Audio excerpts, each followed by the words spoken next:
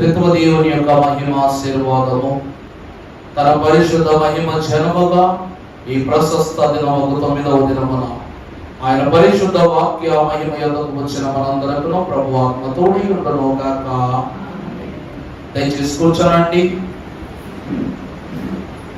దేవుని యొక్క మహాఘనమైన కృపను బట్టి దేవుని వాక్యములో పరిశుద్ధుడు మహోన్నతుడు అయినటువంటి దేవదేవుడు 5 ఆజ్ఞలను అనగా 10 ఆజ్ఞల వివరములు 5 ఆజ్ఞలను పరిపూర్ణముగా మనకు విపులపరిచిన వారై ఉన్నారు. దేవుడు ఇచ్చిన జ్ఞానమును బట్టి బలహీనుడను శక్తిహీనుడను దైవ జ్ఞానములో కుసుమంతైనను ఏమాత్రమును ఎరుగని వాడనైన నన్ను ప్రభు యొక్క తన యొక్క వాక్కు చేత వాడుకొని జ్ఞానము చేత నడిపించి తన దైవ వాక్య వర్తమానం అందించి స్థలము నిలబెట్టారు. దానికి ప్రభువుకు మహిమ. అల్పులము అయోగ్యులము ఏ సమయమునందునో దేవుని యొక్క మహిమ స్థానమును నిలువబడుటకు అర్హత లేని మనకు తన సన్నిధిలో ఉన్నత స్థితిని అనుగ్రహించిన దేవునికి మహిమ కలుగును గాక. ఆమేన్. దేవుని వాక్యము ధ్యానము చేసుకుందాము. పరిశుద్ధ గ్రంథముల నుండి క్రమపాఠము పరిశుద్ధ లేఖన భాగము ద్వితీయోపదేశ కాండము 5వ అధ్యాయము 17వ వచనాన్ని చదవండి. నరహత్య చేయకూడదు. చాలండి. పరిశుద్ధులకు దేవదేవుని యొక్క వాక్యములో ఇది 6వ ఆజ్ఞ. మానవుని జీవితము దేవునికి అతి దుర్భరమైన పరిస్థితి తెచ్చుకున్న ఆజ్ఞ ఈ ఆజ్ఞే. ప్రభువునందు దేవుని ప్రియబిడ్డలారా, మహాభక్తుడైనటువంటి మోషే తను చేసినటువంటి దౌర్భాగ్యపు క్రియ, తనను దౌర్భాగ్యములోనికి నెట్టిన క్రియ, 40 సంవత్సరాలు భార్యకును బిడ్డలకును మామకును తన స్వకీయ జనులకును ముఖము చెల్లకుండగా ఒక దొంగ వలె, దుష్టుని వలె, దూరపరచబడిన వాని వలె, వెలివేయబడిన వాని వలె బ్రతికినటువంటి బ్రతుకు కారణమే ఈ 6వ ఆజ్ఞ. ఏమిటంట? నరహత్య చేయకూడదు. ఈ దినము మనందరి కొరకు ఒక ప్రత్యేకమైన ప్రార్థన చేసుకుందాం. వాక్యం వినటానికి ముందు మహాజ్ఞాన సంపన్నుడా పరిశుద్ధుడా యెహోవా నీకే వందనములు. ఈ దినము నాయన తెలియక చేయు ఎన్నో పనులలో అది తప్పని తెలుసుకొని ఎందరో తండ్రి వారి యొక్క విచక్షణ జ్ఞానమును కోల్పోయి చేయించినటువంటి పని నరహత్య.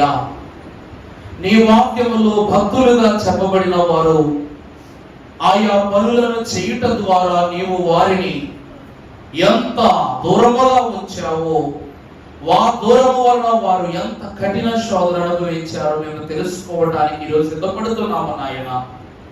ఈ దినము వరకు నరహత్యలో ఉన్నటువంటి శోధన, వెలివేయబడు స్థితి ఈ దినము వరకు మేము కన్నులారా మనసారా వినలేదు.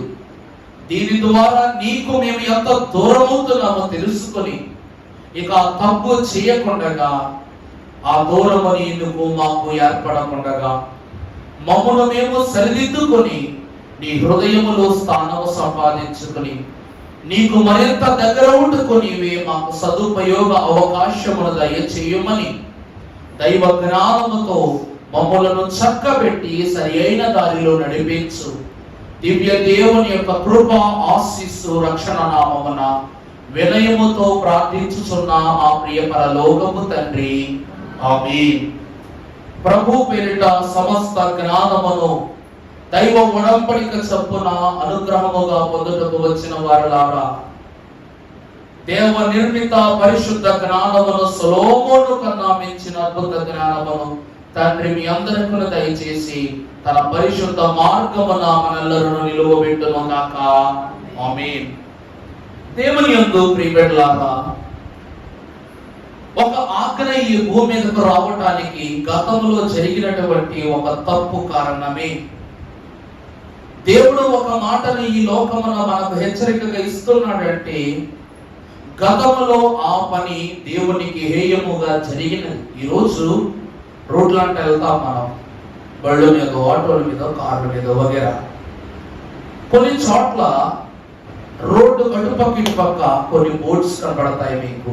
అందులో ఒక బోర్డు ఏమంటదంటే go slow, accident prone area రాస్తుంటారు. చూసారా? లాంగ్ టర్నింగ్స్ ఉన్న చోట, లేక కరెంట్ ఇలా లైట్ స్తంభాలు కానీ అలాంటి ఏరియాలో ఉన్న చోట ఆ టర్నింగ్ లో మలుపు తిరిగేటప్పుడు ఎదురొచ్చే వాహనం కనబడదు, ఇటు వచ్చే వాహనం కనబడదు. అలాంటి చోట ఒక ఘోరమైన యాక్సిడెంట్లు జరుగుతాయి. అక్కడ యాక్సిడెంట్ జరిగినప్పుడు గవర్నమెంట్ వారు, ప్రభుత్వం వారు ఏం చేస్తారంటే అక్కడ ఒక బోర్డు పాటిస్తారు, ఇటుపక్కగా రేడియం లైట్ సెట్ చేస్తారు. అంటే ఇది ఒక టర్నింగ్ అని చెప్పడానికి ఒక రేడియం లైట్. ఇంతకు ముందు ఇక్కడ ఒక యాక్సిడెంట్ జరిగింది, ఘోరమైన ప్రమాదం జరిగిందని చెప్పడానికి యాక్సిడెంట్ ప్రోన్ ఏరియా రాసి పెడతారు. అంటే మీరు జాగ్రత్త పడతారని. దేవుని వాక్యములోనికి వచ్చిన మనము కూడా యెహోవా దేవుడు ధర్మశాస్త్రమును తన బిడ్డలైన తన ప్రజలైన ఇశ్రాయేలుకి ఇవ్వటానికి ముందు ఇటువంటి నరహత్యలు ఎన్నో చూసేశారు. అంటే తన మనస్సులో గాయపరిచిన సంఘటనలు దేవుడు చూశారు. అందులో ప్రాముఖ్యమైన సంఘటన నరహత్య. ఇది దేవుడు అందుకే ప్రత్యేకముగా 6వ ఆజ్ఞగా ఉంచాడు. నా మానవుడు ఏ రోజు పుట్టాడు? 6వ దినమున దేవుడిని నిర్మాణం చేశాడు. నిర్మాణమైన మానవుడు పాపములో పడిన మానవుని ఏదేను నుండి దూరము చేసి తనకు దగ్గర చేసుకున్నాడు. కానీ నరహత్య ఏ క్షణమునందైతే ప్రారంభమైందో అప్పుడు దేవుని చూపు అతడు తన సొంత కుమారుడైనా తన ప్రేమించేవారైనా సరే దేవుని చూపు వారి మీద నుంచి తొలగించేశాడు. ఎందుకంటే ఘోరమైనటువంటి పాపాలలో నరహత్య చాలా చాలా చాలా దోషములు చోటు చేసుకున్నదై ఉన్నది.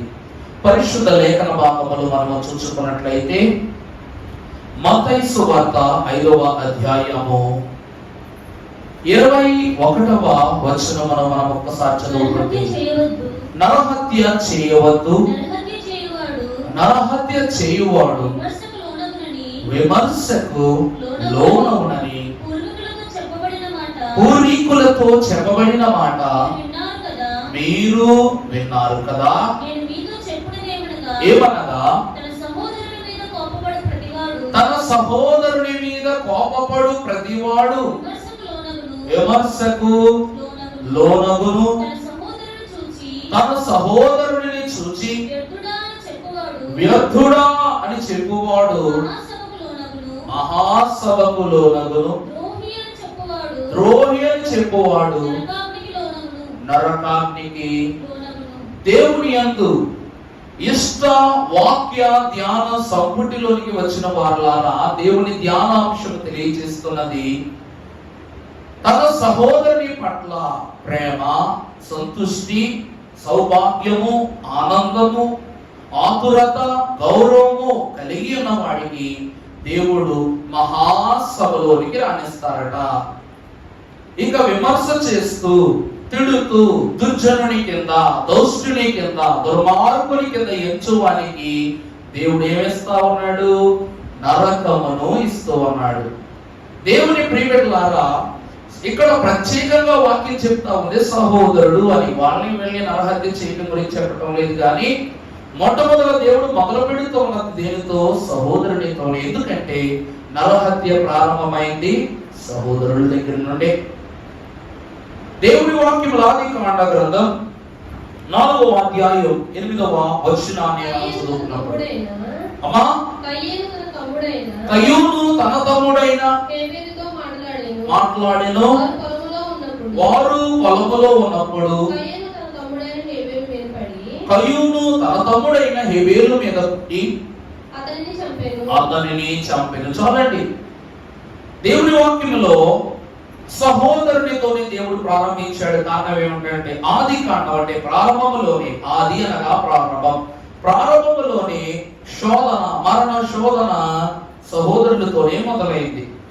అన్నయ్య అయిన కయ్యోను చాలా జ్ఞానవంతుడు, మంచివాడు, తప్పు కాదండి, కయ్యూను మంచివాడే.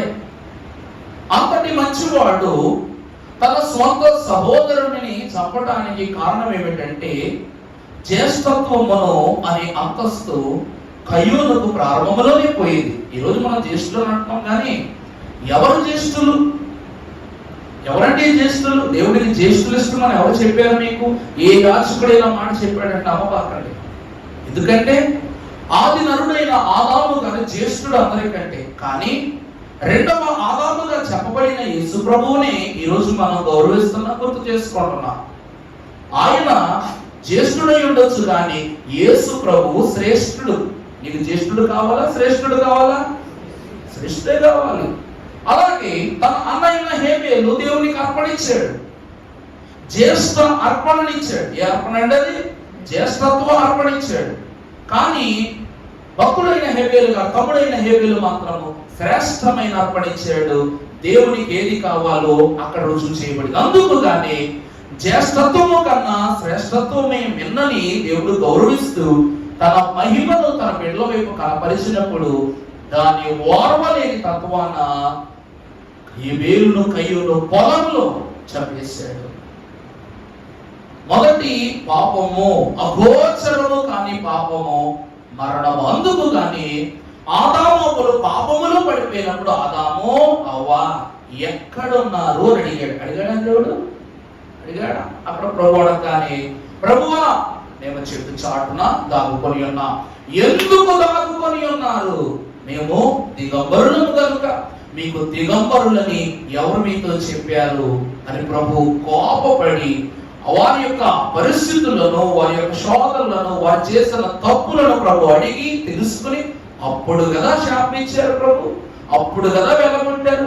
కానీ కయ్యూను హేబేలు కథలో దేవుడు మరలా సేమ్ అలాగే అంటున్నారు, కయ్యూను నీ తమ్ముడైన హేబేలు ఎక్కడ? ఆదాము అవ్వలను ఎక్కడ అని అడిగినట్లే నీ తమ్ముడైన హేబేలు కూడా ఎక్కడా అని అడుగుతున్నాడు. అప్పుడు ఆదాము అవ్వలు ఎలా సమాధానం చెప్పారు? ప్రభువా మేము చెట్టు చూడటం. సముచితమైన సమాధానం నీట్గా చెప్పారు. ఎందుకు దాక్కున్నారంటే మేము దిగంబరులు, అది కూడా సమాధానం బాగా చెప్పారు. మీకు దిగంబరు నేను ఎవరు చెప్పారని ప్రభు అడిగడం, తెలుసుకోవడం. ప్రభు అడిగిన ప్రశ్నకు సరైన సమాధానం ఇచ్చారు. కానీ హేబేలు విషయంలో కయ్యూను ఏమన్నాడు? నేను నా తమ్మునికి కావలి వాడనా? నేను నా తమ్ముడికి ఏంటి? ఒక సమాధానం. నరహత్య చేసిన వాడి నోట నుండి వచ్చిన సమాధానం ఏ సమాధానం అనగా విమర్శగల సమాధానం. ఏమిటండి? చంపేశాడు. తమ్ముడిని ఏం చేశాడు? చంపేశాడు. కానీ ఏమంటున్నాడు? కాపలవాడినా నేను తమ్ముడిని తక్కువ చేస్తున్నాడు, విమర్శ చేస్తున్నాడు. అందుకే కానీ దేవుడు ఏం చేశాడంట? నువ్వు చేసిన దోషము నీ తమ్ముడిని చంపటం, నీ తమ్ముని యొక్క రక్తము నేల నుండి నన్ను వరపెట్టుచు అన్నది. చూసారా? దేవుని హృదయమును, దేవుని ఆలోచనను, దేవుని బాంధవ్య స్థితిని, దేవుని యొక్క ఆత్మస్థాయిని కదిలించినది ఏమిటంటే మరణము. అందుకే దేవుని వాక్యము సెలవిస్తూ ఉన్నది, మనం పాడుకుంటాం, మరణము కాది బాధ మార్గము విడి చనిపోవా. అంటే ఈ దినము వరకు, అంటే హేబేలు మరణము పొందినంత వరకు లోక మార్గములో ఉన్నాడు. అది మీ సమస్య. ఎప్పుడు మరణము జరిగినదో తను పెట్టు ప్రతి మరణ దగ్గరికి వచ్చేసినప్పుడు తన మార్గం మారిపోయింది, స్థితి మారిపోయింది, మొర్ర మారిపోయింది. ఈ రోజు దెబ్బ తగిలితే అమ్మ అంటాం, బతుకున్నావు కాబట్టి అమ్మ అంటావు. కానీ మరణించిన వ్యక్తి ఏమన్నాడు తెలుసా? దేవా అని వెళ్ళిపోతాడు. ఇప్పుడేం చనిపోయేవారు గమనించండి. దేవుడి వైపే చూస్తాయి కళ్ళు. ఆఖరి క్షణాలు ఏం చేస్తాయి? దేవుడా దేవుడా దేవుడా దేవుడా. ఎందుకంటే దెబ్బ తగిలితే అమ్మ కట్టుకట్టుద్ది. మరి మరణానికి కట్టుకట్టు వారెవరు? ప్రభువే. అందుకు గాను మరణించి ఉన్నను శరీరము, ఆ హృదయ స్పందన దేవుని ఎదుట ఈ రక్తము మొరపెట్టుకున్న ద్వారా దేవుడు ఆ మరణ అంగీకరించి హేబేలు విషయమై కయ్యూనును శపించారు. ఎంత ఘోరమైన శాపం అంటే, నా కంటి చూపుకు నువ్వు కనబడకూడదు, నా స్వాస్థ్యమును అనుభవించకూడదు, ఈ లోకములో నువ్వు పుట్టించినది నశించిపోవును, నువ్వు పంచుకున్నది నశించిపోవును, నువ్వు సారవంతముగా ఎవరి యొద్ద నుండి పుచ్చుకున్నది ఏమైపోవును, నశించిపోను. ఎందుకంటే నీ చెయ్యి కీడు చేసిన చెయ్యి, రక్తమంటిన చెయ్యి. దేవుడు ఏమన్నాడు? నరహత్య చేసిన వాడికి ఎంత శిక్ష, దేశ దిమ్మనిపై తిరుగుతావు నువ్వు. నీ జన్మం ఎవరికి అవసరం లేదు, నీ జీవం ఎవరికి అవసరం లేదు, నీ మరణము కూడా నాకేం కాదు, అవసరము కాదు. నువ్వు పుట్టావు అంతే, బ్రతుకుతావు అంతే, నా సంబంధంలో నువ్వు చనిపోయినా కూడా నేను నీ వైపు చూడను అని ప్రభు అయిన దేవదేవుడు సెలవిస్తున్నాడు వాక్యంలో. ఇదే రీతిగా మనం చూసుకున్నప్పుడు అదే ఆదికాండము 27వ అధ్యాయమును మనం చూసినప్పుడు 41వ వచనములో ఒక మాట రాయబడింది. తన తండ్రి యాకోబులకు ఇచ్చిన దీవెన నిమిత్తము ఏశావు అతని మీద పగబట్టెను. మరియు ఏశావు నా తండ్రిని గూర్చిన దుఃఖ దినములు సమీపముగా ఉన్నవి. అప్పుడు చంపెదను అనుకొనెను. చాలా ఇక్కడ కూడా అన్న తమ్ముడి మీద ఏం పట్టాడు? పగబట్టాడు, కోపం వచ్చింది. కారణం శ్రేష్టమైన దీవెనను దొంగిలించాడు గనక, నా స్వాస్థ్యాన్ని లాగుకున్నాడు గనక దేవుడు ఏం చేస్తా ఉన్నాడంట? యాకోబు అనగా నా దేవుడి యొక్క దీవెన, నాకు రావాల్సిన దీవెన తమ్ముడు దొంగిలించాడు కాబట్టి ఏశావు ప్రమాణం చేసుకున్నాడంట. తన తండ్రి ఎదుట నిజం చెప్పాలంటే ఇస్సాకు గడగడ వణికిపోయాడట. ఇతను ఏశావు యాకోబుకు నేను దీవెనిచ్చానని తెలియగానే తండ్రి కుమారుడైన ఏశావు చూసి గడగడ వణికిపోయి ఇది జరిగిందని చెప్పగానే తండ్రి ఎదుటే ప్రమాణం చేసుకున్నాడు ఏశావు. ఏమని? నా తండ్రి సుఖ దినములు దుఃఖ దినములుగా మార్చాడు కనుక, నా దినములు దుఃఖ దినాలుగా మార్చాడు కనుక నా సహోదరుని చంపునట్లు అతడు ఒక ప్రమాణము చేసుకున్నాడంట. ఆ తర్వాత ఏం జరిగిందో కూడా చదువు అమ్మా. రెబెకా తన పెద్ద కుమారుడైన ఏశావు మాటలను గూర్చి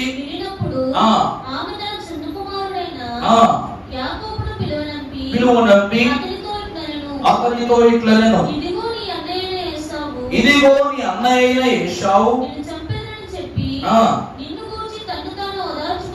ఓదార్చుకొనుచున్నాడు, కాబట్టి నా కుమారుడా నువ్వు నా మాట విని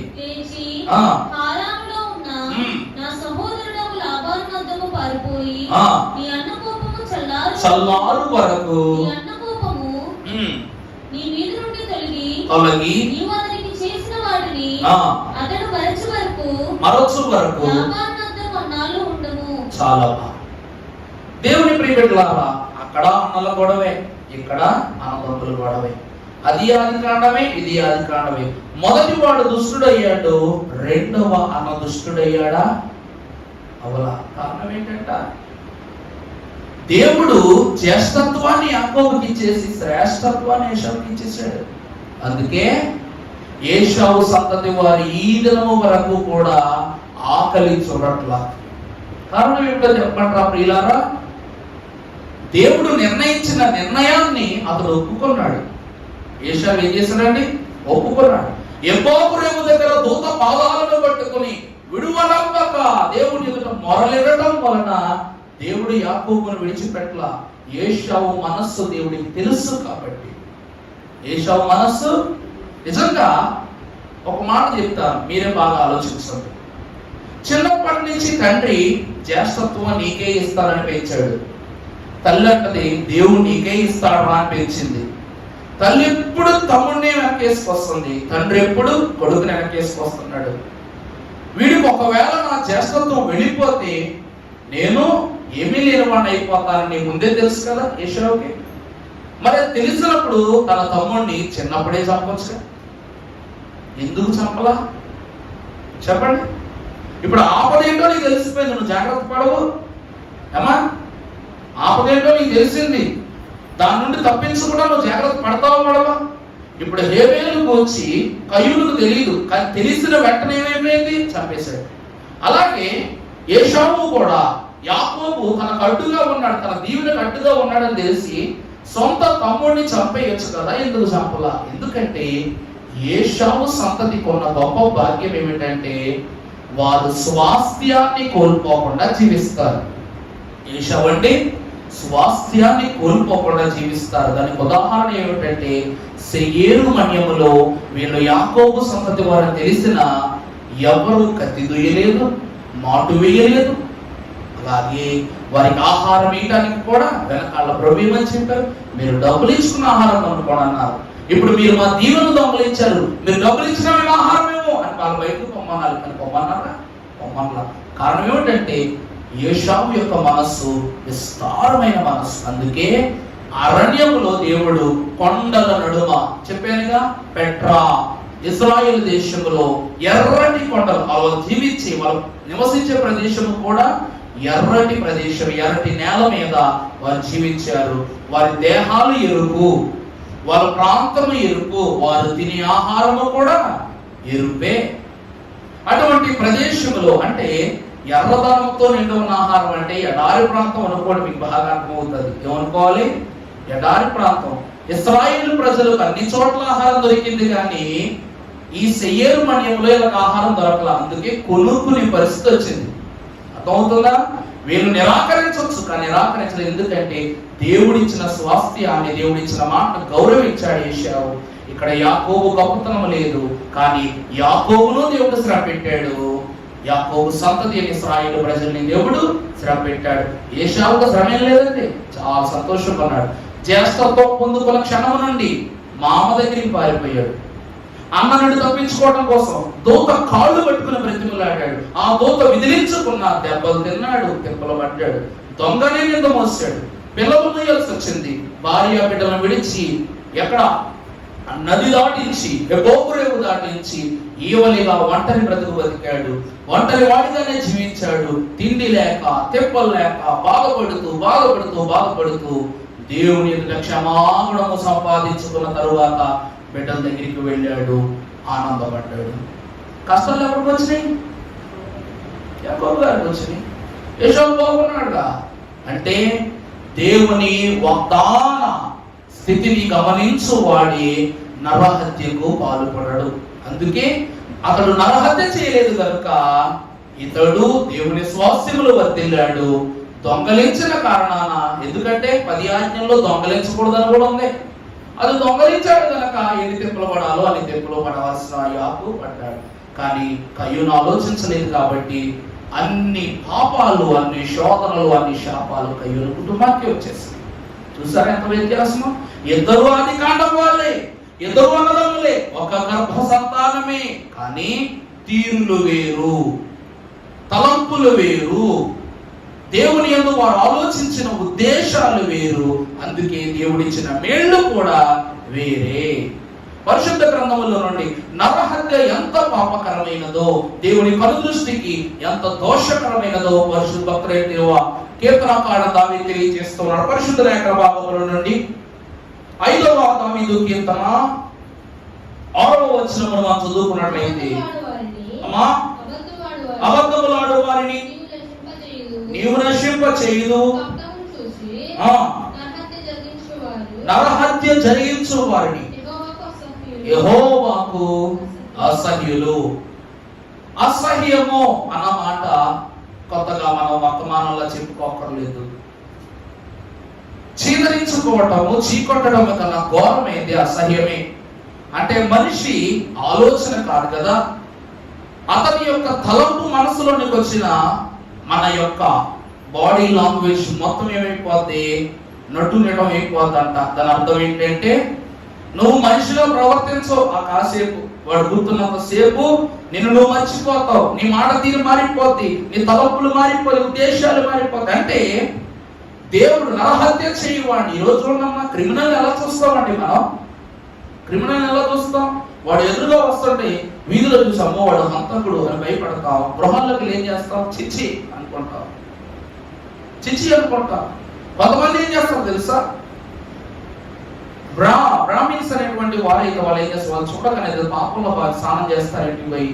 ఇంటికి పోయి ఏం చేస్తారు, స్నానాలు చేస్తారు. మనకి ఏం చేస్తాం, కాళ్ళు చేతులు కడుక్కొని వచ్చేస్తాం లోపలికి. అంటే వారి యొక్క దౌర్ష్టికం, అలా వారి యొక్క దౌర్భాగ్యము, వారి యొక్క పాపము, వారి యొక్క కనీసం వారి గాలి కూడా తగలడానికి మనం ఏం చెయ్యం, ఇష్టపడం. దేవుడు కూడా ఏమంటున్నాడు అంటే, నరహత్య చేయువాడు యెహోవాకు అసహ్యుడు అనగా. అందుకే దేవుడు ఏమన్నాడు కయ్యూనుతో, నువ్వు దేశాన్ని వైపు తిరుగుతావు, నీ పుట్టుక నాకు అక్కర్లేదు, నీ జీవము నాకు అక్కర్లేదు, నీ మరణం నాకు అక్కర్లేదు, నీ బిడ్డలతో నాకు పని లేదు, నీ భార్యతో నాకు పని లేదు, నువ్వు తిను తిండి, సంపాదన, దేనితో నాకేం లేదు, ఏం లేదు, పని లేదు. అంటే ఇది అసహ్యమా కాదా? ఈ భూమి మీద ఏ చోట కూడా ఏర్పాటు చేసుకున్నా తవిరేసేవారంట పాపం. కయ్యూని ఏం చేసేవారు, ఏ చోట నివాసం ఏర్పాటు చేసుకున్నా తరివేసేవారు. అంటే చివరికి తనను వివాహము చేసుకున్న తన భార్యకు కూడా ఆ గౌరవమే, ఆ శాపములే తగులుతూ ఉండేవి. అందుకే కొన్ని చోట్ల అటువంటి పరిస్థితులు గల కుటుంబాలు మనం చూస్తూ ఉంటాం. నిజానికి చెప్పాలి అంటే వారిని బట్టి వారిని ఏశావు సంతానం అని క్షమించండి, వారిని కయ్యూను సంతానం అని కూడా అంటారు. మొదటిది ఏమిటనగా అసహ్యత, నరహత్య దేవుని యొక్క దృష్టికి అసహ్యమైనది. రెండవదిగా మనము చూసినప్పుడు నహూము గ్రంథం 3వ అధ్యాయము 1వ వచనము. నహూము గ్రంథము, నరహత్య చేసిన పట్టణమా నీకు శ్రమ, అది ఎడతెగక ఎరపట్టుకొనొచ్చు, వాస్తవతోను అహంకారముతోను బలాత్కారముతోను నిండి ఉన్నది. సారథి యొక్క చక్రముల ధ్వనియు, వడిగా పరిగెత్తు రథముల యొక్క ధ్వనియు. చాలండి. దేవుని ప్రియబిడ్డలారా, దేవుడు ఏమంటూ ఉన్నారు, మొదట నరహత్య చేయువాడు అసహ్యుడు, అది మొదటిది. ఇక్కడ నరహత్య చేయబడు పట్టణమా నీకు శ్రమ. మనము మాట తీరు అనుకుంటే ఈరోజు బయటకు మాట్లాడకూడదు, చాలా కొన్ని ప్రదేశాలు ఉంటాయి. బీహార్ మన దేశంలో బీహార్, అందులో ఘజియాబాద్ అనే ఊరు ఉంటుంది. ఇండియాలో ఢిల్లీ తరువాత ఆ ఘజియాబాద్ అనే ఊరికి క్రైమ్ రేట్ ఎక్కువ. ఎంత ఘోరం అంటే మనుషులు చంపేసి వేలాడ కడతారు. చికెన్ షాప్ లో చికెన్ వేలాడ కట్టినట్టు రోడ్ల మీద వేలాడ కడతారు అన్నమాట. వాళ్ళని దహనం చేయకూడదు. రాబందులు, అక్కడ మాక్సిమం రాబందులు చాలా ఉంటాయి. కారణం ఏంటంటే నరమాంసం తింటాయి కాబట్టి, మాంసాహారులు కాబట్టి అవి తినాలన్నమాట. అవి శల్యమయ్యేంత వరకు ఆ దేహాలు అలాగే ఉంచుతారు. పోలీసు వాళ్ళు ఏం పట్టించుకోరంటే అక్కడ చచ్చిపోయిన వాళ్ళు చాలా మంది పోలీసు వాళ్ళు కూడా ఉంటారు. దేవుని ప్రియబిడ్డలారా, ఆ పట్టణాన్ని ఇండియాలోనే the most crime rated area అంటారు ఘజియాబాద్. ఎక్కడంటే జార్ఖండ్ అండ్ బీహార్ కి మధ్యలో ఉంటది అన్నమాట. అక్కడికి పోలీసు వాళ్ళు ఎవరు, పోలీస్ స్టేషన్లు ఉండవు. కారణం ఏంటంటే లా అండ్ ఆర్డర్ కూడా వాళ్ళకి వ్యతిరేకంగా మాట్లాడలేదు కాబట్టి. ఈ మాట కాసేపు పక్కన పెడితే దేవుని వాక్యంలో కూడా అలాంటి పట్టణాలు ఉన్నాయి. దేవుని వాక్యంలో కూడా అటువంటి పట్టణాలు ఉన్నాయి. ఎరికో పట్టణం తీసుకున్నామా. ఎరికో పట్టణం, ఎరికో అనగా రమ్యమైనది, సువాసన కలదు. అంత అద్భుతమైన పట్టణము చుట్టూ ఉన్న గోడలు కూలిపోతూనే అందులో ఉన్న ప్రజలెల్లరూ దుర్భిష్టులై దేవునికి హేయులై అందరూ ఆ స్థలంలో మరణించిపోయారు. ఒక్క రాహాబు కుటుంబము తప్ప. చనిపోయిన తర్వాత దేవుడు ఇశ్రాయేలు ప్రజలకు అంటాడు, మీరెవ్వరూ ఆ స్థలములో నుండి పిడికెడు మట్టినైనను తీసుకుని రాకూడదు, ఏ వస్తువును తీసుకురాకూడదు. వారు వాడేది ఎంత విలువైన వస్తువైనా, వజ్రమైన, వైడూర్యమైన, వస్త్రమైన, అస్త్రమైన, ఆయుధమైన ఏదైనా మీరు ఏం చేయకూడదు, ఆ స్థలములో నుండి తీసుకొని రాకూడదు. దేవుడు చెప్తూ ఉన్నాడు, ఎరికో పట్టణమునకు శ్రమ.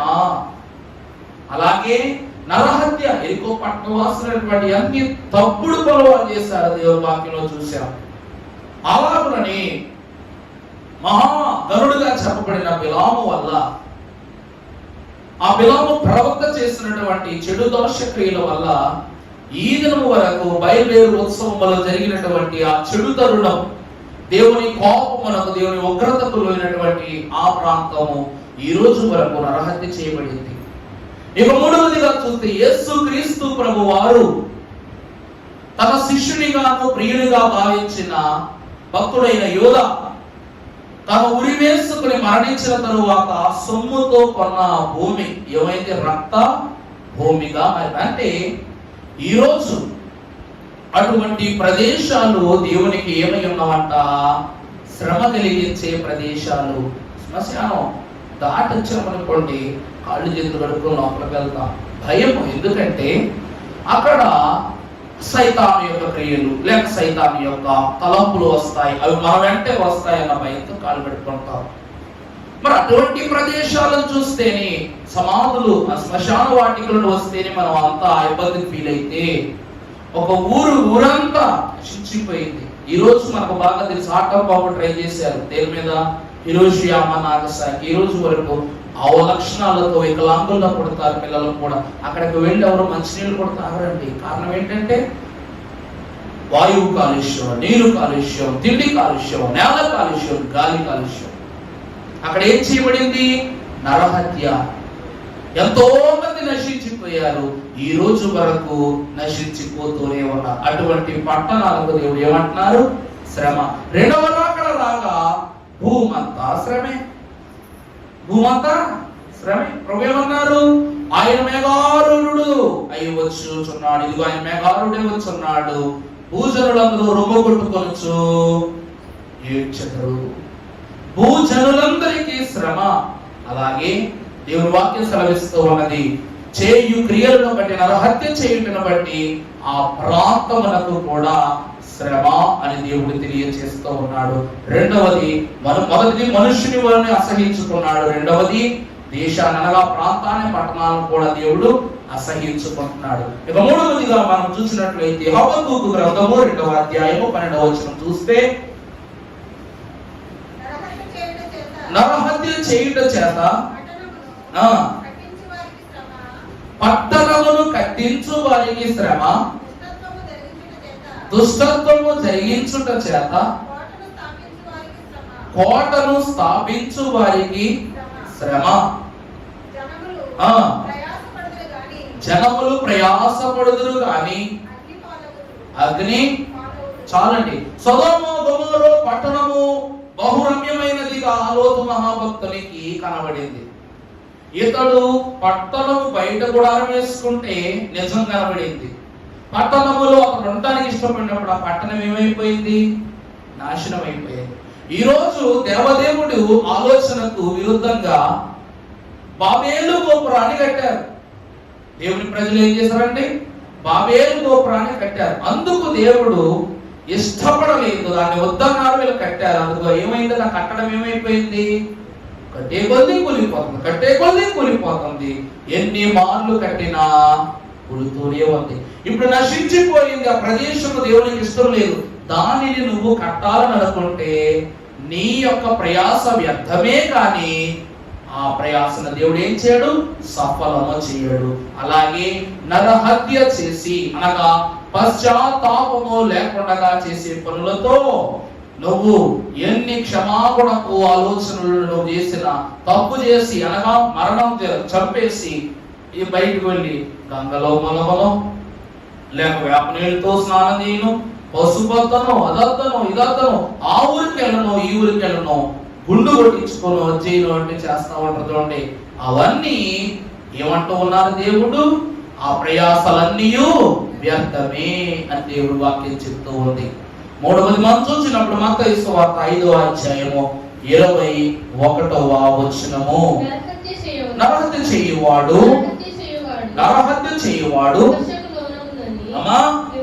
విమర్శకు లోనగునని. ఏమిటండి? చెప్పు, మీరు విన్నారు కదా, నేను చెప్పున్నదేమనగా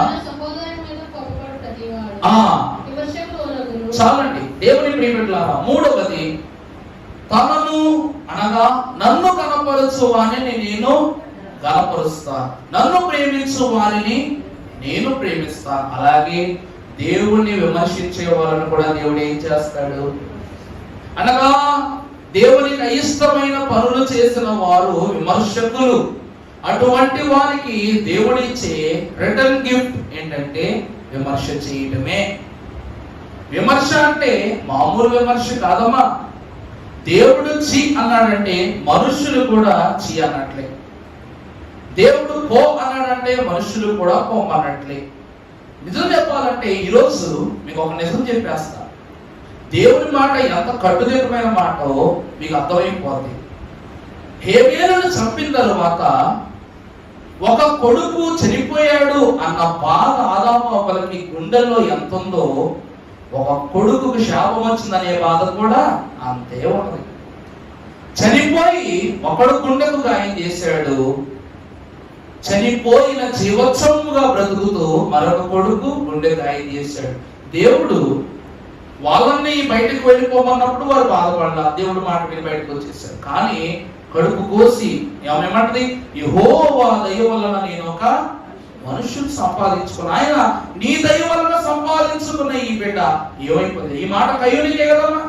ఎంతటి వాడు దేవుని శాపానికి గురై వెళ్ళిపోతాడు. ప్రభువా కనీసం జాలి చూపించిన ఆయన ఒకడు ఎలాగో పోయాడయ్యా, ఇంకొకడైనా మా దగ్గర ఉంచు అని ఆదాము వాళ్ళు వర్తించి అడిగారు దేవుని. కారణం ఏంటి చెప్పనా? దేవునికి అసహ్యమైనది తన బిడ్డలైన వారికి కూడా అసహ్యమే. దేవుడికి ఎంత నొప్పి కలిగించాడంటే వీళ్ళకు కడుపు కోత, కానీ దేవునికి ఆత్మ కోత. అందుకే దేవుడు పొమ్మన్నప్పుడు ఆదాము కనీసం దేవుడితో మొరపెట్టుకోలేదు. అందుకే ప్రియులారా, దేవుడు విమర్శించగా దానిని తల్లిదండ్రులు కూడా ఆమోదించారే తప్ప వినతీయలేదు. ఆ తర్వాత నుండి ఎక్కడ ఆదాము అవ్వల యొక్క మరణ క్షణం వరకు కయ్యూను ప్రస్తావన రాదు, వారి తలంపులోని కూడా రాదు.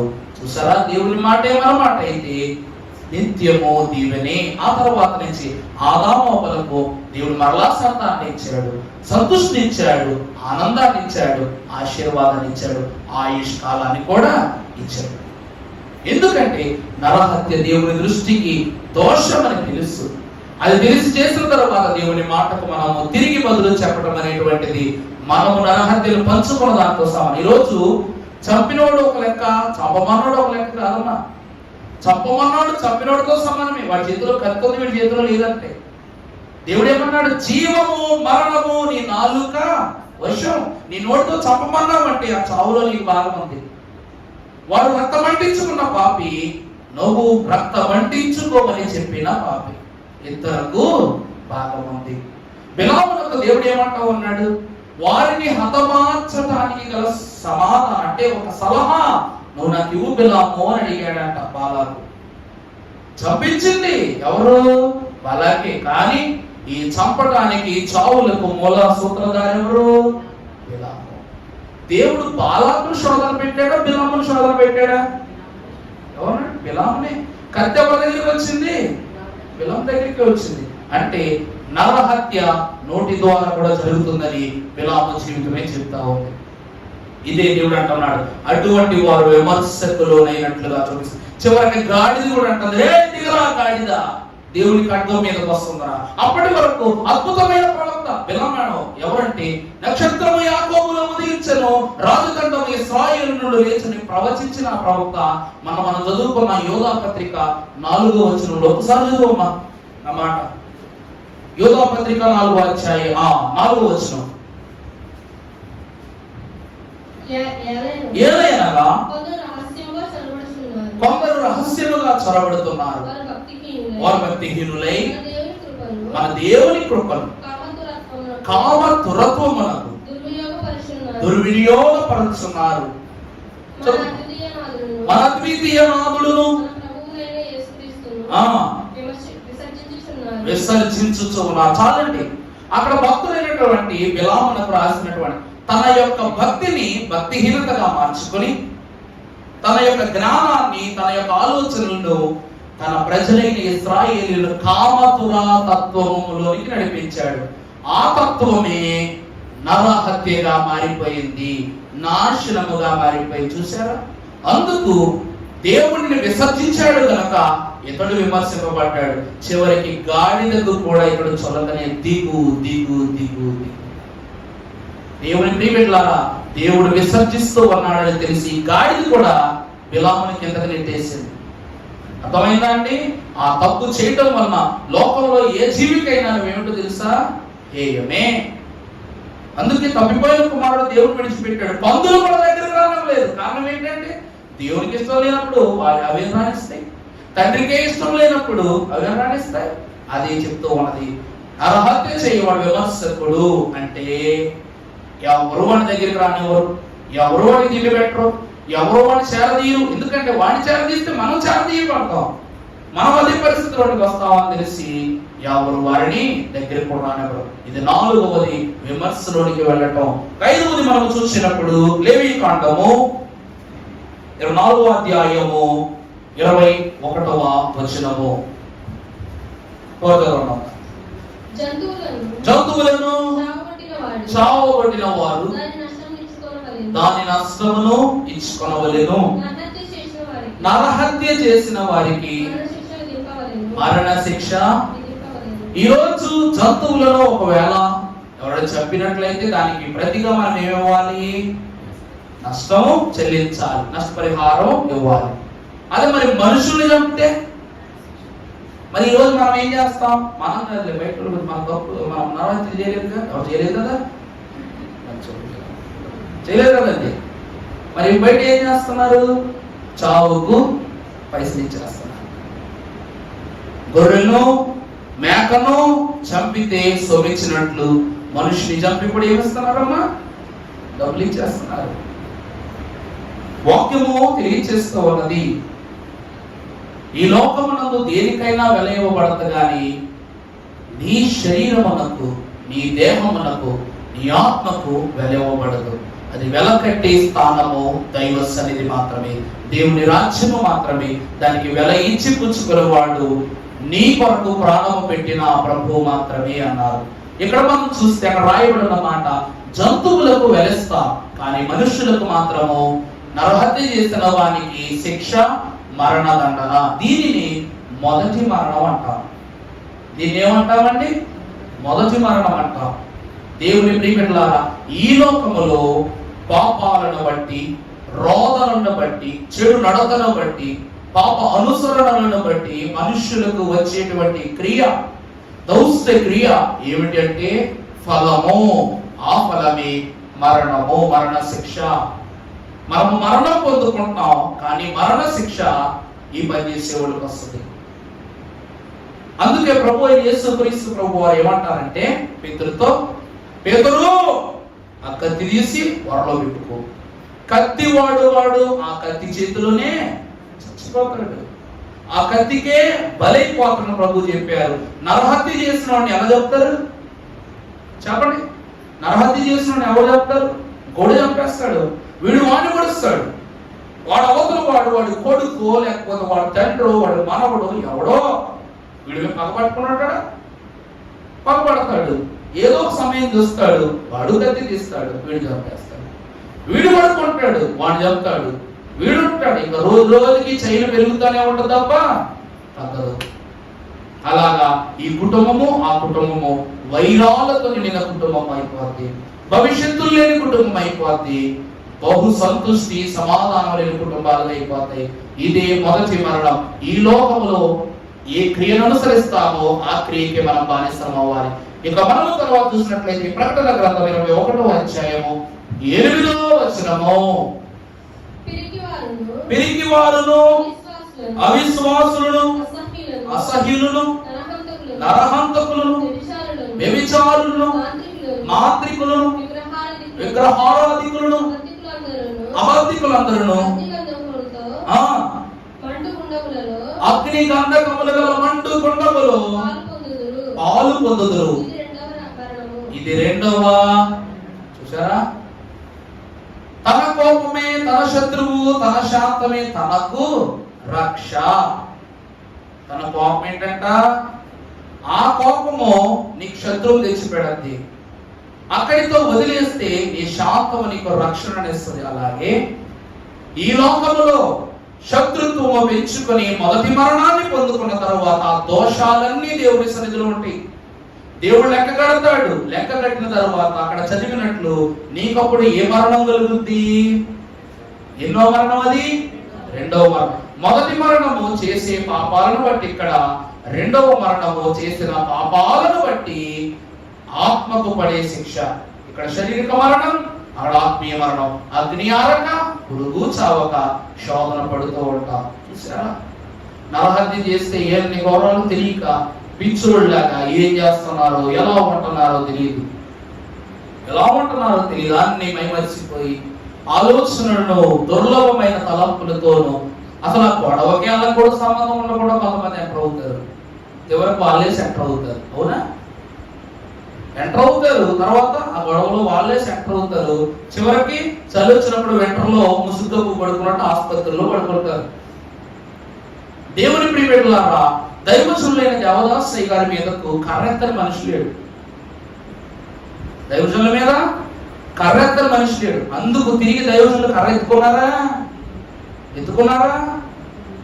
కర్రెత్తిన ఆ చేతులే తర్వాత రెండు చేతులు జోడించి మా కొరకు ప్రార్థించండి అని కర్రెత్తిన చేతులు కాళ్ళ యొద్దకు వచ్చాయి. కారణం ఏమిటి అంటే దైవజనుని శాంతమే ఆయనకు మాత్రమే కాదు, తనను నమ్మి వచ్చిన జనులకు కూడా రక్షణగా ఇచ్చాడు ప్రభు. ఇక్కడ జీవాధిపతి అయిన ప్రభువు యొక్క సంఘముగా మనం జీవిస్తున్నామంటే ఆ జీవము నీలోని ఉన్న దుష్టత్వమును, దోషమును పరిహారం చేస్తూ ఉంది. అందుకే దేవా నీవు జీవమై ఉన్నావు. మనుషులు, జీవరాశులు ఏమవుతూ ఉన్నాయి? నీవిచ్చిన ఆయుధాలను బట్టి, నీవిచ్చిన ప్రేమను బట్టి ఒకదానినొకటి ప్రేమిస్తూ ఉన్నాయి. దైవ లక్షణములలో ప్రేమ ఉంది. మరి ఎక్కడి నుంచి వచ్చిందో ఈ పగ? దేవుడికి సంబంధం లేదు కాబట్టి లోపల నుంచి వచ్చిందనే చెప్పుకోవాలి. దానికి కట్టుబడుతున్నా, అతను అనుసరిస్తున్నా. రోజు చదువుకునేది ఒకటి, అనుసరించేది ఒకటి అనే విధంగా లోకము మారిపోయింది. అటువంటి వారికి దేవుడిచ్చే శిక్ష రెండవ మరణము. ఇక మూడవ ఆఖరిగా మనము చూసినట్లయితే పరిశుద్ధుడైన మహాభక్తుడు యోహాను, మొదటి యోహాను రాసిన పత్రిక ప్రారంభ అధ్యాయములో 11 నుండి 11 వచనం చదవండమ్మా. శుభమని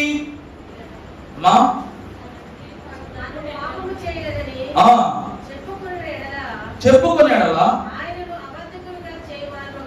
ఏమిటండి? ఆయనను అబద్ధికునిగా చేయువారము అగుదుమని చెప్పెను. మనము మరియు ఆయన వాక్యం మనలో నుండదు. ఇప్పుడు మనం చూసినట్లయితే మొదటి యోహాను సువార్త ప్రారంభ అధ్యాయము 11 ఒకసారి చదువమ్మా. తన సహోదరుని ద్వేషించువాడు చీకటిలో ఉండి చీకటిలో నడుచుచున్నాడు. చీకటి అతని కన్నులకు గుడ్డితనము కలుగజేసెను కనుక తానెక్కడికి పోవుచున్నాడు అతనికి. ప్రభువునకు దేవుని ప్రియమిత్రులారా, ఈరోజు ఒక తప్పు జరిగిన తరువాత ఆ తప్పుని చీకటిలోనికి నెట్టేస్తుంది. ఆ చీకటి నీకు దీని జీవితంలో ఏమైపోద్ది అంటే అదే అనుసరణం అయిపోద్ది. అంటే ఒక అబద్ధాన్ని కప్పిపోచడానికి మరొకటిలాగా, ఒక తప్పు నుండి తప్పించుకోవడానికి మరో తప్పు. ఈరోజు రౌడీలని వాళ్ళని చెప్పుకుంటాం. ఆ రౌడీల్ని తప్పు చేసినప్పుడు అరెస్ట్ చేసి లోపల పెడతారు. కోర్టులో ప్రజెంట్ చేసినప్పుడు ఆ కేసు నుంచి బయటికి రావడానికి వాళ్ళు ఏం చేస్తారంటే దానికి వాయిదాలకు వాటికి డబ్బులు ఇవ్వాలి కదా. లాయర్కి బయటకు రావాలంటే లాయర్కి ఫీజు ఉంటుంది, కేసుకు సంబంధించిన డబ్బులు ఖర్చు పెట్టాలి. వీళ్ళక తక్కువ డబ్బులు ఇస్తారు. ఆ సమయానికి వీళ్లకు డబ్బులు కావాలి కాబట్టి వీళ్ళ పైన దళారీలు ఉంటారు. వాళ్ళు ఏం చేస్తారు? వాళ్ళ దగ్గరికి వెళ్తారు. వాడు పెద్ద కాంట్రాక్టర్ చెప్తారు. ఇప్పుడు వరకు ఒక కాలు తీసేస్తే 10,000 ఇస్తా, చేయి తీసేస్తే 20,000 ఇస్తా అనుకునేవాడు మనిషిని చంపేస్తే 1,00,000 రూపాయలు ఇస్తా అంటాడు. ఈ కేసులను తప్పించుకోవడం కోసం ఆ డబ్బులు కావాలి. అందుకోసం వీడు ఏం చేస్తాడు, ఇంకొక పెద్ద కేసులోకి వెళ్ళి పడతా ఉంటాడు. అంటే చీకటి, నీ కన్నుల ముందు ఉన్న చీకటి, నీ కంటికి కనబడే చీకటిలో నుండి నీ కళ్ళు కూడా గుర్తించని సంపూర్ణమైన చీకటిలో నువ్వేమైపోతున్నావు, రోజు రోజుకి వెళ్ళిపోతూ ఉన్నావు. అటువంటి వారు ఎవరో తెలుసా అండి, కయ్యూను సంతానము అని దేవుని వాక్యం చెప్తూ ఉంది. అటువంటి వారు ఎవరంటమ్మా, కయ్యూను సంతానం. దేవుడు ఊరకని అదే అధ్యాయ భాగంలో మనం చదువుకున్నట్లయితే 3వ అధ్యాయము 11వ వచనం చదువుకున్నప్పుడు, మరి ఒకరినొకడు ప్రేమింపవలనని మొదటి నుండి మీరు వినిన వర్తమానం. అంటే దేవుడు ఆది కాండం నుండి ఏం చెప్తూ ఉన్నారు అంటే, మీ పొరుగు వారిని ప్రేమించండి. దేవుడు ప్రేమించాడు కనుక మనమును అట్టి ప్రేమయే కలిగి ఉండాలి. దేవుడు మొదటి నుంచి మొత్తుకుంటుంది అదే. కానీ చదువమ్మా, మనము కయ్యూను వంటి వారమై ఉండరాదు. వాడు దుష్టుని సంబంధి అయి తన సహోదరుని చంపెను. వాడు అతనిని ఎందుకు చంపెను, తన క్రియలు చెడ్డవి ఉండెను కదా. దేవుడే స్వయముగా పరమాత్మ జ్ఞాని అయిన యోహానుతో రాయించిన శుభ పత్రిక. మీకు మాట చెప్పమంటారా, మోషే 5 పుస్తకాలు రాశాడు, యోహాను 5 రాశాడు. యోహాను సువార్త 3 పత్రికలు, ప్రకటన 5 సరిపోయినాయా? అందుకే దర్శనం అన్నారు, సువార్తను కాడికి 2 వృద్ధులే సహాయం చేశారట. మొదటిది మోషే 5 కాండాలతో, ఆఖరిగా యోహాను 5 పుస్తకాలతో. ఎందుకంటే వీరు దేవుని యొక్క పంచగాయముల యొక్క ప్రతిమలు అని దేవుడి వాక్యం చెప్తూ ఉంది. భక్తుడైన మోషేను దేవుడు దాచేశాడు, భక్తుడైన యోహానును కూడా దేవుడు దాచేశాడు. ఎక్కడ? దూతల చేత మోషేను దాచెను. ఎక్కడికి ఎక్కిరమ్మో ఇక జరగబోవు సంగతులన్నీ నీకు నేను కనపరుస్తానని తన పరిశుద్ధ పర్వతము మీదకు దేవుని రాజ్యములోనికి యోహాను పిలిచేశాడు దేవుడు. ఈ 5 పుస్తకాలను రాశారు. మొదటి మోషే నరహత్య చేయకూడదని చెప్పాడు, కానీ ఇక్కడ యోహాను ఏమంటున్నాడు, మొదటి నుండి దేవుడు మొత్తుకుంటున్నదే కదా, మీరు ఇటువంటి పని చేస్తే మీరు ఎవరు బిడ్డలంట, కయ్యూను బిడ్డలని చెప్తున్నాడు. అంటే కయ్యూను దేవుడు ఎంత ఎంత ఎంత ఎంత చెడు తనములోనికి ఈ లోకం లాక్కుందో దేవుడు ఎంత దేవుడు అసహించుకుంటున్నాడు చూపిస్తా ఉంది. తన తమ్ముడు ఏం తప్పు చేస్తాడని కయ్యూను చెప్పాడు. వీడు చేసిన క్రియలు నీతి కాదు, వాడు చేసిన క్రియలు నీతి పనులనే కదా ఏమ్మా, అంతే కదా. అందుకే కదా దేవుడు అసహించుకుంటున్నాడు అంటున్నారు. ఇక బాగా చెప్పాలి అంటే భక్తుడు తెలియజేసినట్లు దేవుడు నరహత్య చేసే వారిని ఏ సంతానం అని పిలుస్తాడు, కయ్యూను సంతానం అని పిలుస్తాడు. ఇక ఆఖరిగా మీరు చూసినట్లయితే పరిశుద్ధ గ్రంథములో ఆఖరి మాట ఆదికాండం 9వ అధ్యాయము 6వ వచనము,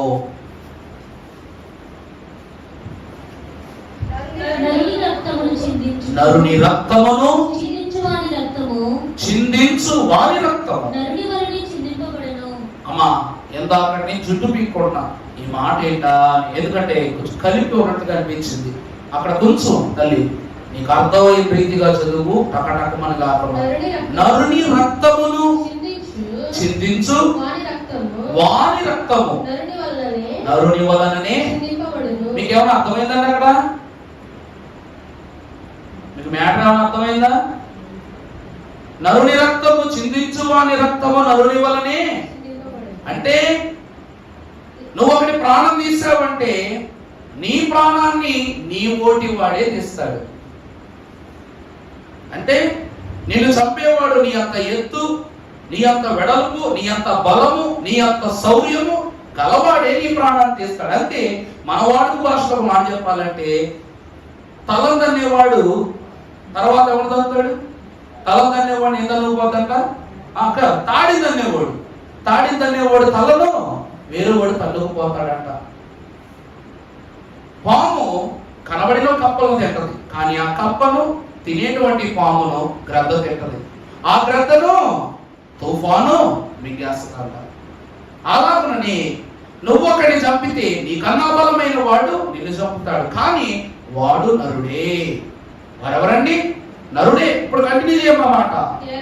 ఏలయనగా దేవుడు తన స్వరూపమందు నరుని చేసెను, మీరు ఫలించి అభివృద్ధి నొందుడి, మీరు భూమి మీద సమృద్ధిగా సంతానములు కని విస్తరించుడి అని దేవుడు వారితో చెప్పారు. దేవుడు నిన్ను పుట్టించినది ఎందుకు?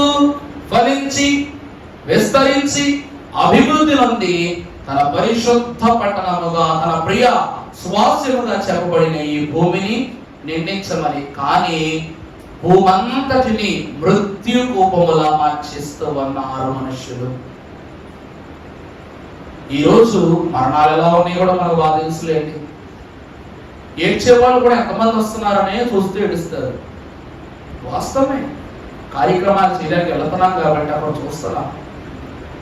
ఏడుస్తూ ఏడుస్తూ ఏడుస్తూ ఎంతమంది వచ్చారు, ఎంతమందికి టీలు వాళ్ళు, ఎన్ని పాల ప్యాకెట్లు కావాలి కూడా లెక్క కట్టి చెప్పేస్తారు అక్కడే. అవి దేవుడు సమాధానం నమ్మే విషయం కాదు కదా, నిజమే కదండి. అక్కడ జరిగినది బాధాకరమైన సంఘటన. ఒకటి బాధపడాలి, లేకపోతే బాధ పక్కన పెట్టి పని చూడాలి. ఇటు కన్నీళ్ళే మాత్రం ఇస్తాం, కాఫీ నీళ్లు మాత్రం వచ్చిన వాళ్ళకి ఇస్తాం. మనుషులు వాళ్ళ ధైర్యమైపోయారు. అతను హత్య చేయబడ్డ వాడైనా, యథామరణమైనా, జబ్బు చేసి చనిపోయిన ఎలా చనిపోయి మా ఎందుకు ఇక లేడు, ఎంతసేపు ఏడితే మాత్రం ఏ ఉపయోగం?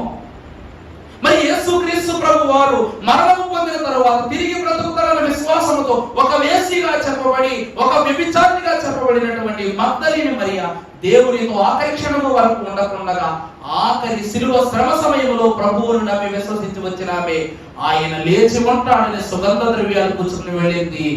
ఆమెది కాదా బాధ? కన్న తల్లిగా ప్రభు తల్లి అయిన మరి ఎంత బాధపడిందో, ప్రభువుల ఆఖరి క్షణంలో మరణానికి సిద్ధపరిచినటువంటి ఈ తల్లి కూడా అంతే బాధపడింది. అందుకే క్రీస్తు మరణము ఇద్దరు స్త్రీల చేతిలో ఉందన్నారు దైవజనులు. వారే తల్లి అయిన మరియా జన్మమునకు, అలాగే మగ్దలేని మరియా ప్రభు మరణమునకు. దేవుడు వధువు సంఘాన్ని ఎందుకు ఇష్టపడతాడో తెలుసా? మన వధువు సంఘం ఎందుకు పిలుస్తాడో తెలుసా? ప్రభు మనస్సును శిష్యుల కన్నా గొప్పగా వీరిద్దరే అర్థం చేసుకున్నారు. ఆమె వెళ్ళింది, ప్రభువును వెతికింది. నా ప్రభు ఎక్కడా, నా ప్రభు ఎక్కడా, నా ప్రభు ఎక్కడా అని వెతుకులాడింది. అందరికన్నా ఎక్కువ కన్నీరు ఆమె కాచింది కనబడుతుంది. అందుకే ఆమెకు దేవుడు సువార్తికురాలిగా, ఆమె పుస్తకాలు రాయలేకపోవచ్చు, కానీ జీవ గ్రంథంలో దేవుడు ఆమె పేరు మాత్రం రాసి పెట్టుకున్నాడు. ఇది బల్లగుద్ది ఏ భక్తుడైనా చెప్పగలడు. కారణం ఏమిటి అంటే, ప్రియులారా, ఆమె శరీరాన్ని అమ్ముకున్న ఆత్మని అమ్ముకొని శ్రేష్ఠురాలు. ఆమె శరీరాన్ని అమ్ముకుని లోకానికి దోషే గాని ప్రభు ఎదుట కన్నీరు కార్చి ఆమె శరీరాన్ని, ఆత్మాన్ని, రెండు పాపాలను ఒకేసారి కడిగేసుకుంది. దేవుని ప్రియబిడ్డలారా, అంటే ఆమె కూడా వ్యభిచరించింది కనుక ఆమె నరహత్యకు లోనైంది. రెండవ మరణానికి ఆమె పాత్రురాలి. కానీ ఆమె ఏం చేసింది? రెండవ మరణం అనగా ప్రభువు మీ కొరకే కదా మరణించింది. ఆయన మీ కొరకు మరణించుటకే మీ రూపాన్ని ఎత్తి వచ్చాడు. అట్టి రూపాన్ని మీరు హత్యలని, అవని, ఇవని, చెడు నడతకు మీరు ఉపయోగిస్తూ ఉన్నారు. చింత లేదా అని భక్తుడు అడుగుతూ ఉన్నాడు. దేవుని ప్రియబిడ్డల, నరహత్య చేస్తే దేవుడు ఎంత సహించుకుంటాడు అనగా 6వ దినమున మానవుని చేసిన మానవుడికి ఇలాంటి 6వ ఆజ్ఞలో నరహత్య అనేటువంటి ఆజ్ఞతో ముడిపెట్టడం ఎంతో ఎంతో ఎంతో విచారకరం. ఎందుకంటే అది జరుగుతుందని దేవుడు తెలిసే 6వ ఆజ్ఞగా రాయించాడు. అందుకైగా రాశారు, పాపము తలచు సుమీ పశ్చాత్తాపమునందు సుమీ, పాపము తలచు సుమీ పశ్చాత్తాపమునందు సుమీ, దాపది యేసుని పాదము కొనబడి పాపము వీడు సుమీ, దాపది యేసుని పాదము కొనబడి పాపము వీడు సుమీ. ప్రార్థన. మహాఘనమైన మా దేవా, నరహత్య ఎంత ఘోరమైన పాపం మీరు తెలుసుకున్నాము నాయన. దేవా, ఈ లోకమనందు నీవిచ్చిన వాటిని నీకే సమర్పిస్తూ ఉన్నాం. నీవిచ్చిన ఈ తనువును, ఆత్మను, సమస్తమును, ఆహారమును, జీవమును అన్నింటినీ నీకే సమర్పిస్తూ ఉన్నాం.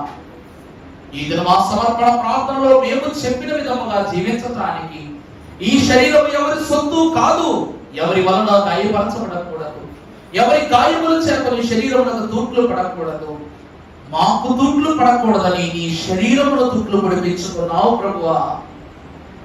మేము హత్యకు లోనకూడదని లోకము చేత నువ్వు శిక్షను పొందుకున్నావు, హత్య చేయబడ్డావు ప్రభువా.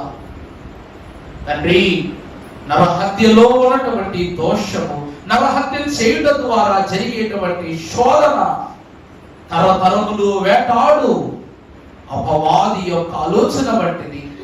పాపములో నిత్యము త్రోసివేయు సైతాను యొక్క హస్తముల వంటివి అన్నారు కనుక ఆ కూపములో మేము పడకుండా, రెండవ మరణములోనికి మేము చేరకుండా నీ వాక్య మహిమతో నడిపింపబడినట్లు నీ కృప సమాధానమును దయచేయమని ప్రభు వైపే చూస్తూ ఆయననే ప్రతిమలాడుకోనండి.